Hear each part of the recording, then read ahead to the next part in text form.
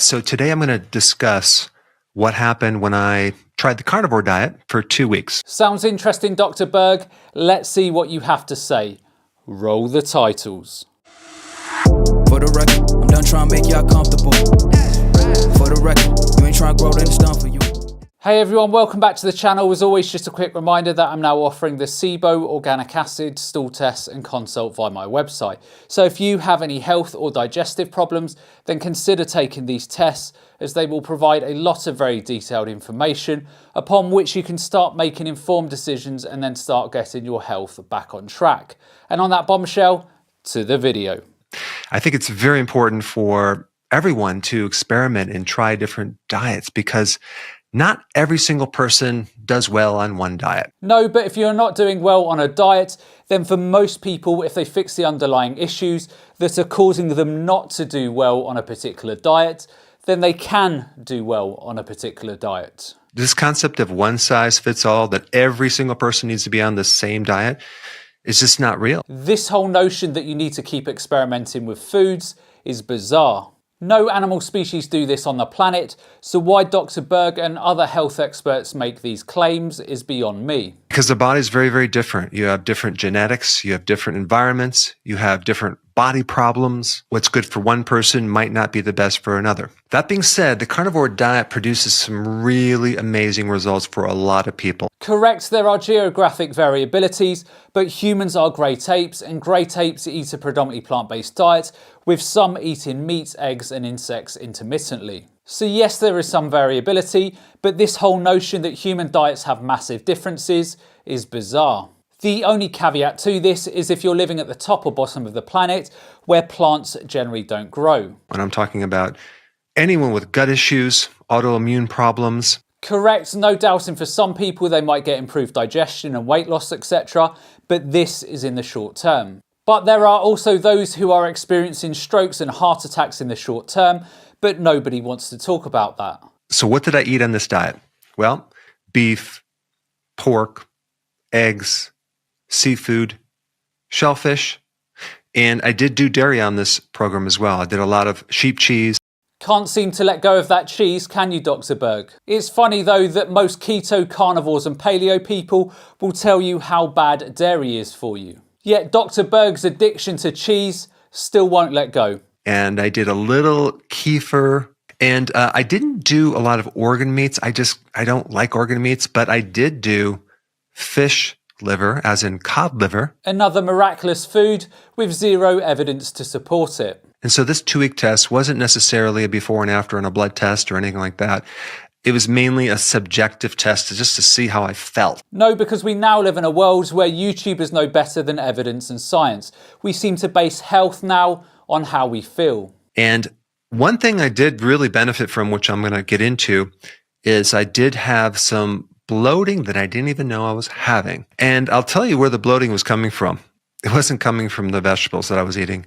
It was coming from the nuts I was eating. Funny how he has never mentioned bloating issues on his channel before. But then again, probably not great for business when your business is based on telling people how healthy you are. I was doing an experiment trying to test out, would it be better to eat in the morning versus the afternoon, et cetera, et cetera. And what I basically concluded from all that is that, to keep it simple, I'm just going to eat when I'm hungry. Yes, that makes perfect sense if you have good digestion and your hunger signaling pathways are working correctly. Now, as far as some other things I've noticed, did I notice much change with my energy? Not really, because I normally have very high energies. Did I notice any change with my bowel movements? And yes, I did. In fact, the first few days, I didn't really go to the bathroom, and then I started going. Yes, to be expected, and there are many people who experience chronic diarrhea for weeks or months on end. So I think what happened was there was a bit of an adjustment by my microbes in my gut. And this is always the big question that people want to know. If you're not feeding your microbes fiber, what are they living on? Well, the microbiome is an extremely complex topic, and time will tell. We don't have that figured out. I mean, there's people doing this carnivore diet for many years, and they do very well. The one thing that I will agree with Dr. Berg on is that we are still trying to understand the microbiome. But there is plenty of evidence regarding the microbiome and the importance of fibre. Regarding people following the carnivore diet for many years, show me the people living into their 90s and 100s free of disease. I can show you millions and millions on predominantly plant-based diets doing just fine. Don't play Russian roulette with your health. As far as vitamin C goes, where am I getting my vitamin C? I think when you do the carnivore, the need for vitamin C goes way, way down. And I haven't heard anyone developing like scurvy or any type of scurvy problems or vitamin C deficiency problems when they're on carnivore. In fact, they do have a lot of energy and they have huge improvements. In the short term, maybe, but as Dr. Berg has said, long term, we don't know the implications. And I also know people who do not do dairy on carnivore. I did it because I love dairy. I don't have a problem with dairy. I like European cheeses. I like goat's cheese. I like sheep cheese. I do not like processed cheese, and I don't have any of that. I think most rational people who look at the science, regardless of their dietary preferences, will acknowledge that dairy is not great for most people in higher amounts.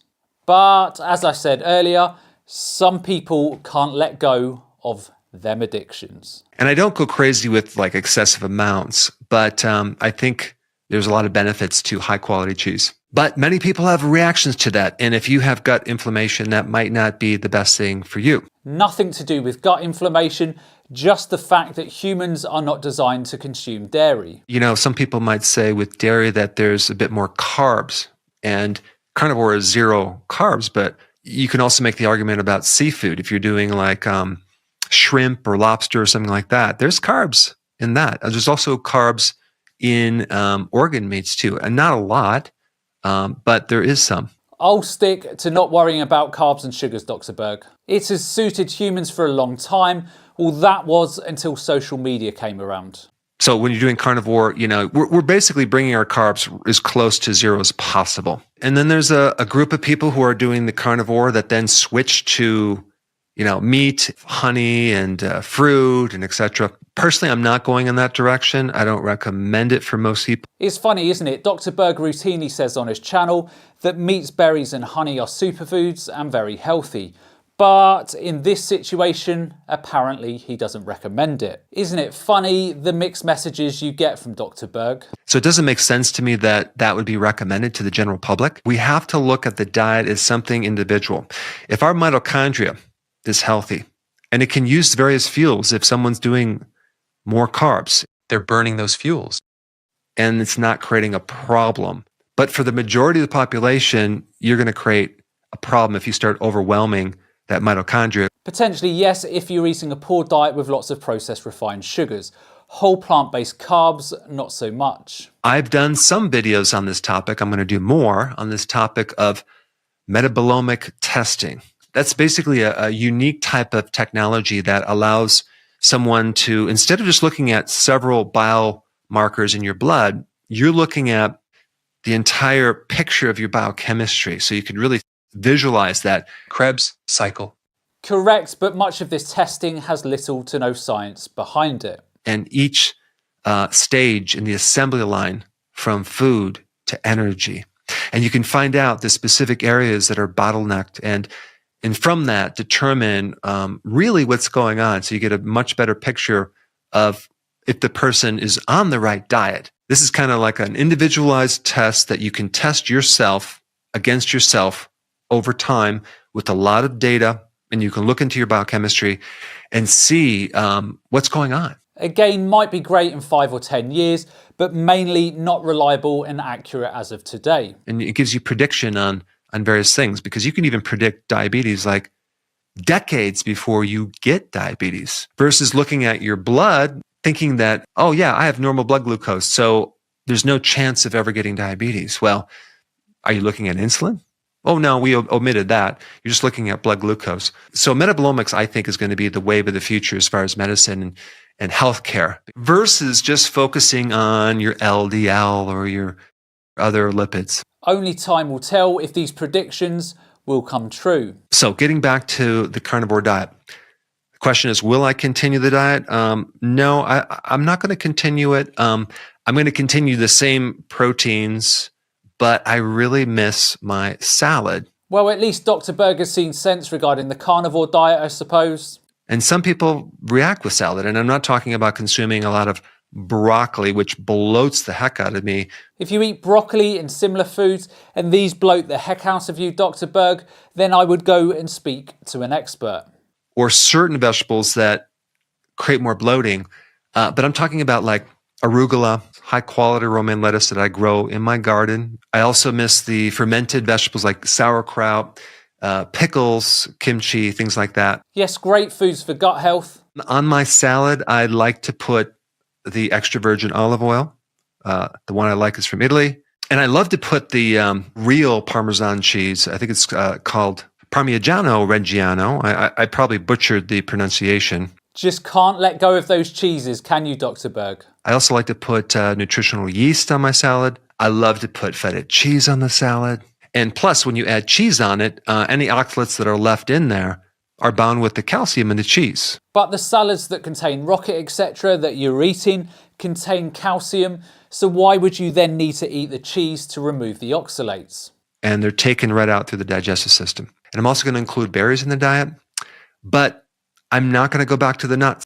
Broccoli, nuts. I wonder how many other foods Dr. Berg's poor digestion can't cope with. Again, maybe he should see a specialist. Anyway, I wanted to give you a quick update on what happened with my version of the carnivore diet. And I would love to hear your successes. If you're doing it as well, please comment down below. And since we're on the topic of the carnivore diet, I think it's really important to understand the health benefits of red meat. And if you haven't seen this video, check it out. I put it up right here. Oh, you mean the red meat that has a lot of evidence showing the opposite of Dr. Berg's claims. Anyhow, that's the end of today's video, and if you enjoyed this video, then be sure to check out this one up here because I'm sure you'll find it equally interesting. And the only other thing that's left for me to say is to remember to look after your body because it's the only place you have to live. And I'll see you next time.